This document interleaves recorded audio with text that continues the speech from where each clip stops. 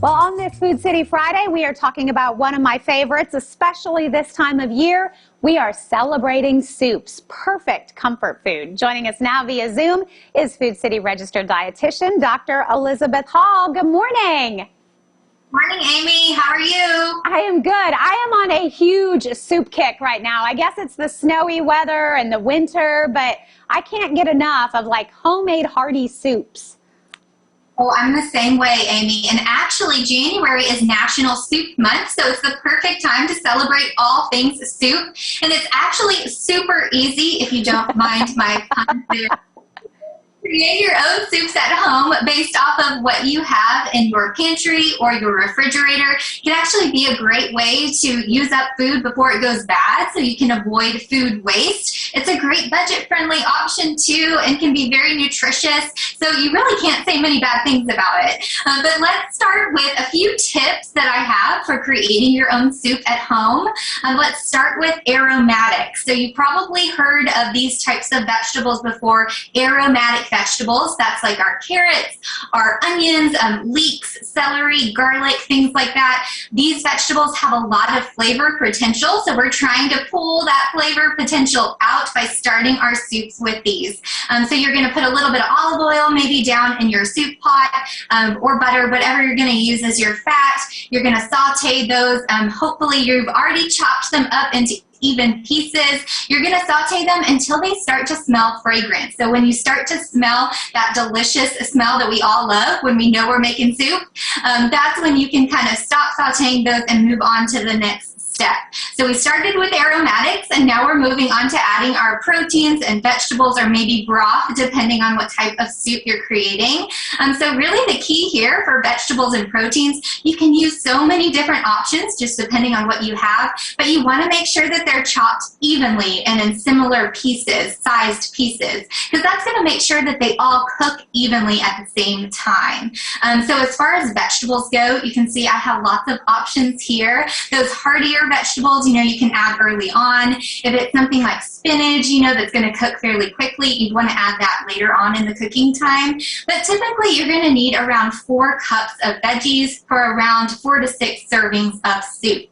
So with your proteins, you could choose lean protein options. A lot of those leaner cuts are a little bit cheaper maybe if you're buying like a roast or a tenderloin or something like that. So again, budget-friendly option. But these are great options to add into your soups depending on what you like and your flavors that you're going for. You're going to need typically around 12 ounces to 1 pound of protein for that same 4 to 6 servings of soup.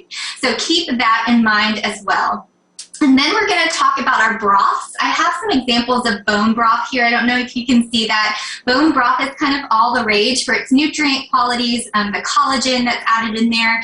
So you can buy this at the store if you'd like, or you can make it yourself at home. I have some chicken drumsticks here. You're just going to get a big pot and boil them in water with your favorite spices and herbs and things like that for around an hour. It takes a little while, so you have to plan ahead. But then you can actually use that broth that you're going to create as in your soup, and then you can use the protein from the chicken also in your soup. So you're kind of, again, budget-friendly option to really get lots of nutrients in that broth that you're using as well. As far as cooking your soup, you want to simmer. You want to do it low and slow, right? You don't want to really boil because that's going to kind of kill some of those flavors. You want really to develop and merge those flavors slowly at a simmer. That's going to be around 20 to 30 minutes.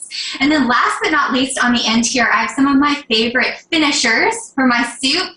This could be adding a little bit of Greek yogurt for creaminess. You could also add your grains at this time. So if you're going to use brown rice or whole wheat pasta, typically you're going to need around a half a cup because remember those grains are going to expand. So you don't need a whole lot for that 4 to 6 servings of soup. You also have some walnuts over here, depending on the soup. Again, if you're doing like a butternut squash soup or something like that, those walnuts add a nice crunch crunch. You could also add cheese. I know we're cheese lovers, Amy. You could add cheese on top, and then serve it on the side with maybe some whole grain breads or something like that. I love that pairing, your whole grain bread with your soup. So delicious. And now I'm hungry again, so I'm going to have to dig into some of this stuff after we chat today, Amy. I know. You have some really great ideas, and I've been like taking notes because I'm trying to be more creative. I always am looking for the recipe, and I'm trying to branch out a little bit more where I just try my own, like you said, and get creative and add some of the things you love. And I'm so glad you talked about bone broth because I've been seeing it a lot, and I'm a little intimidated. Yeah, you know, it sounds kind of scary, but it's really something that we've all been making at home. I know my grandma, my grandparents, and my mom and dad, you know, they make their own broth at home. So this is something that shouldn't be really scary. You're really just, you know, making your broth from scratch using those bones from your different proteins that you might use. So there's some research now showing that, you know, the collagens that are added, those those fibers that are in there can actually add a lot of nutritional value as well. So you're really getting a lot of bang for your buck, even in your broth. So that's a great thing to think about. And yeah, just don't be intimidated. Try it yourself and see what you think. All right, so next time I'm going to go for the, you know, chicken broth or something. I'm going to go ahead and give one of those a try and see what I think, because that sounds really great. And of course, we're all looking to boost our immunity. So good to have this information. Elizabeth, thanks so much for joining us. Well, thanks for having me. And go to foodcity.com if you're looking for more recipes or more information about what I've talked about today. All right, it's right there for you on the screen, foodcity.com for more. We're going to take a break. We're back with more of Daytime right after this.